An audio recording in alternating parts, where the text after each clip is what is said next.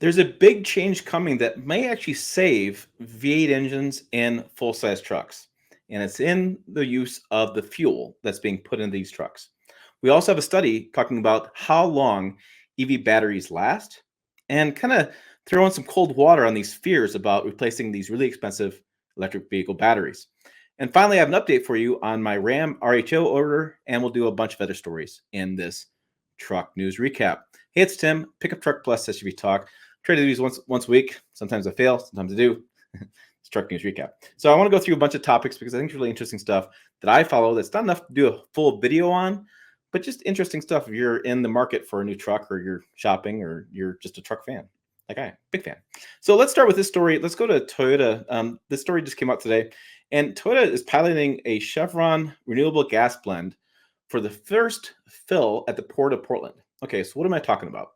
Chevron has developed this new type of renewable gasoline blend that uses biomass to reduce the carbon emissions from conventional gasoline by 40%. So the renewable gasoline they're putting out has 40% less carbon emissions than it does in conventional gasoline. What's great about this fuel is it's a drop-in replacement. There is no modifications to the engine, no changes going on. And so you're able to put this in here, and all of a sudden, your vehicle burns less emissions.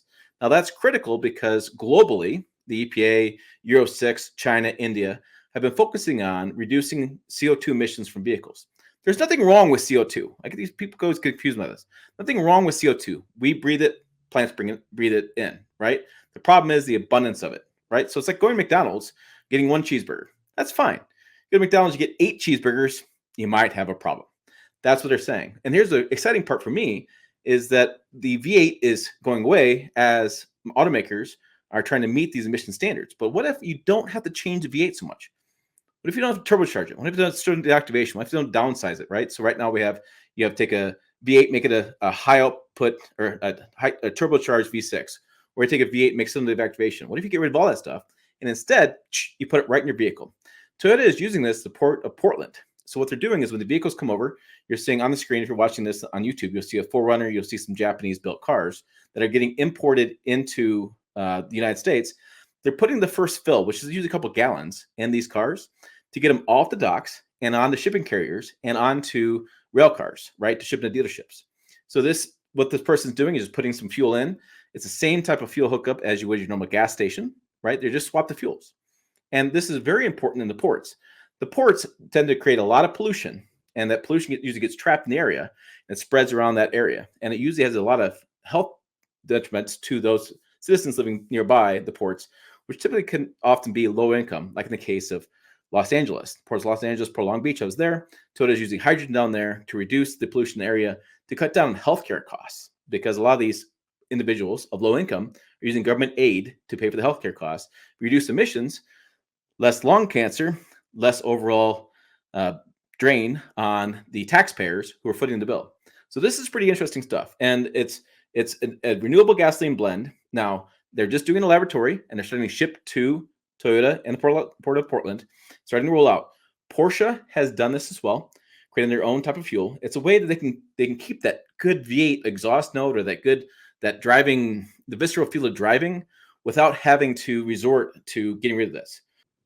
Okay, let's talk about this in a bigger construct, not just Toyota at the ports putting this in, but also in the fact that the average age of the fleet in the United States is 12 years. That means on average, you take all the vehicles and you add them all up and divide, the fleet's 12 years old. That means if everybody bought an electric car tomorrow or a hybrid tomorrow, or plug-in hybrid, whatever, it's going to take over a decade to cycle all those 12-year cars out and really make a meaningful impact on CO2 emissions. And so EPA, Euro 6, and keep raising the emission standards, hoping to get there someday, and we have all these old vehicles out there, right? But what if we, instead of making all these changes, we just change the fuel?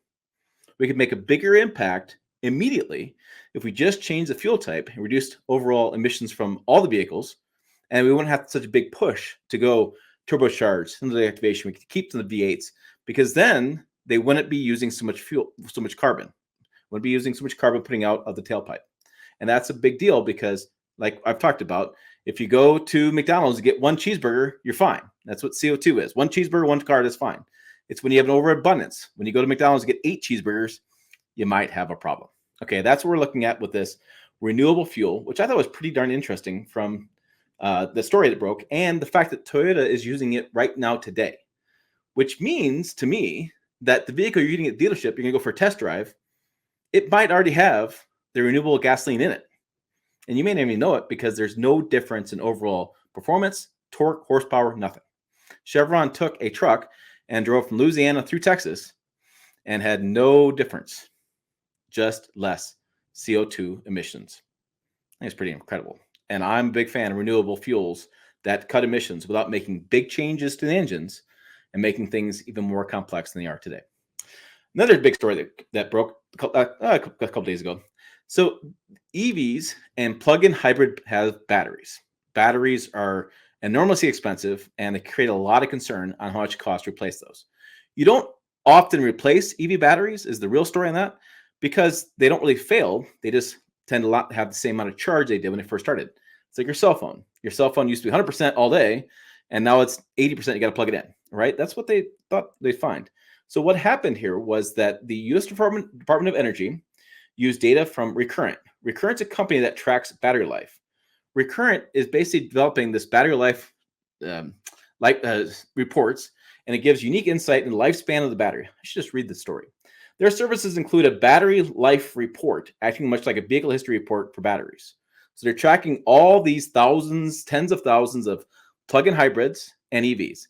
A plug-in hybrid and an EV tend to have the bigger batteries. So it's more critical to follow these than it would, say, a hybrid by itself. The battery is the most expensive part of any vehicle, and many potential EV buyers have cited fears about battery replacement costs as a reason to hold back. Absolutely. Abso-freaking-lutely.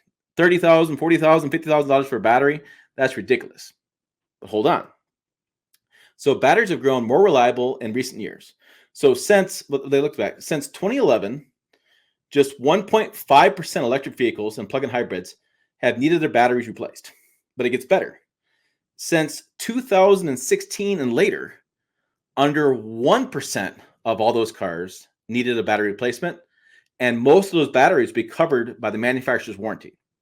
In some rare cases, it's not. So looking at overall, EV battery life is doing really well. You don't have to replace it, and it's not going to have a big cost to the consumer. So I thought it was a pretty interesting study. I want to put it out for those car shoppers because there's always a lot of concern when it comes to electric vehicles and replacing battery.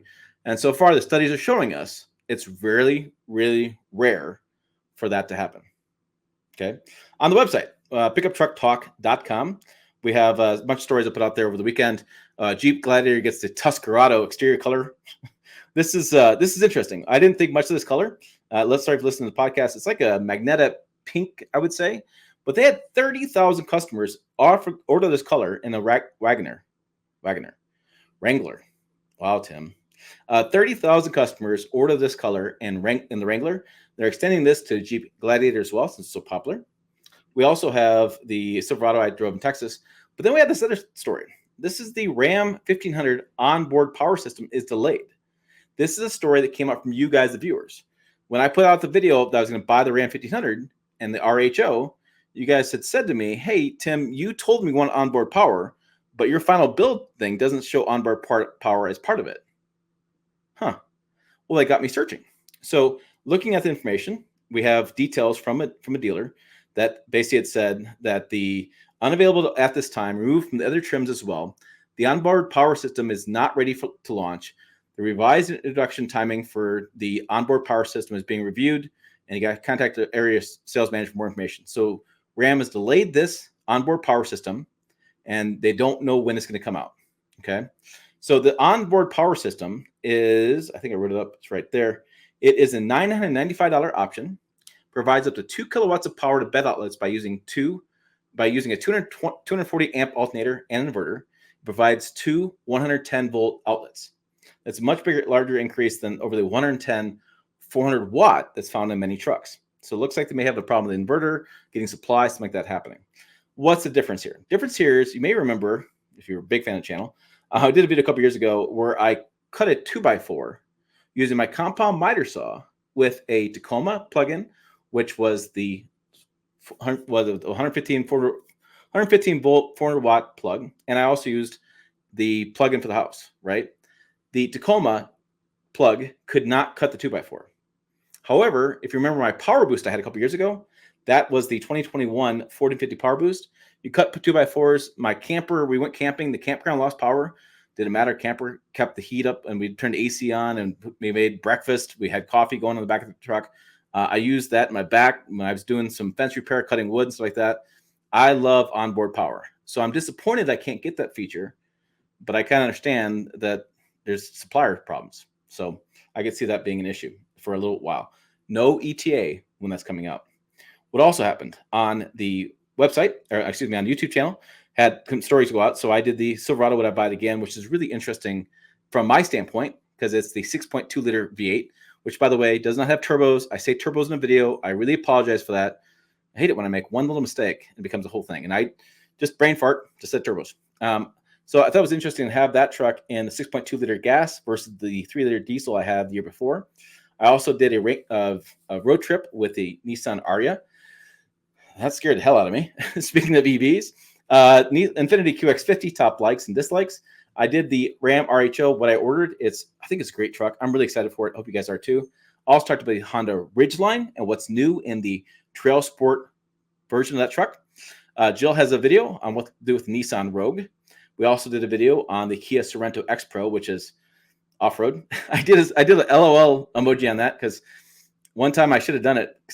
Come on, guys. And then the Subaru Forester first drive likes and dislikes that came out from Jill's trip to Montana a week and a half ago. So a lot of details for you there on the YouTube channel and the website and in this video. So comment below. What do you guys think about the news of the renewable fuels? I'm a huge fan of renewable fuels over straight going EV. I like the visceral sound of V8. I'm hoping that maybe the renewable fuels will reduce the CO2 grams per mile and make them happen. Maybe we can get rid of some of this complexity by just changing the fuel type. Wow.